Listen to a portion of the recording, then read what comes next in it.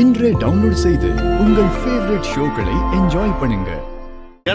இந்த நிக்கல இசக்கி இவளும் இப்படித்தான் பேசினா. இப்ப பாக்கிய சொன்ன மாரி உன் அண்ணன் பேச்ச மீறி இவ வரல. அங்க வந்துட்டு இவ இப்ப சொகுசா வாழலையா?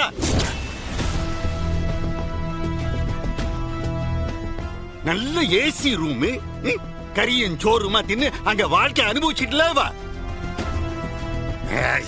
இந்த வெறும்பய வீட்டுல என்ன இருக்குன்னு நீ அங்க வர மாட்டேங்க. என்ன மாமனார வரலாறெல்லாம் உன் வசதிக்கு ஏத்த மாதிரி மறந்துட்டு பேசுத, மாத்தி பேசுத. நான் வெறும்பயன்டா, என் அப்பா மட்டும் ஆறு பரம்பரை பணக்காரரா. இவன் கெட்ட கேட்டுக்கு இவன் பணக்காரனா இருக்கணுமா? அது ஒண்ணுதான் குறைச்சது. நீ வெறும் பையனா? உன் அப்ப கேடு கட்ட வெட்டி பைய. சரி மாமனார, அவர் தான் கேடு கட்ட வெட்டி பயலாச்ச. அப்படி கேடு கட்ட அவர் வீட்டுக்கு உன் தங்கச்சி எனக்கே கட்டி கொடுன்னு தவம் இருந்து பொண்ணு கேட்டது ஆறு? நீயும் அப்பனும் தானே? நல்ல கேள்ல.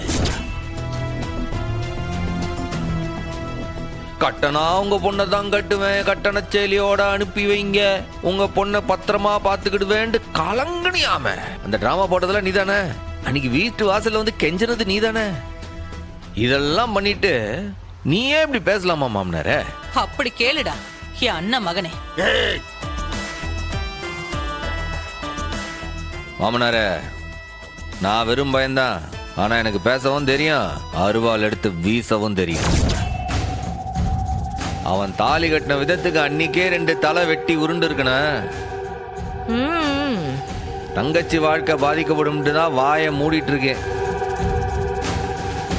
இத பாருங்க, திரும்பவும் சொல்லுதேன், இது வீரா சம்பந்தப்பட்ட விஷயம். அவ தான் முடிவெடுக்கணும். அவளுக்கு விருப்பம் இருந்தா கூட்டிட்டு போங்க, அவ வரலன்னு சொன்னா வாயை மூட்டு கிளம்புங்க முதல்ல இங்க இருந்து. இவளால அங்க வர முடியாதுன்னா அந்த தாலியை கலட்டி வீச சொல்லல. என்னங்க பேசுறீங்க?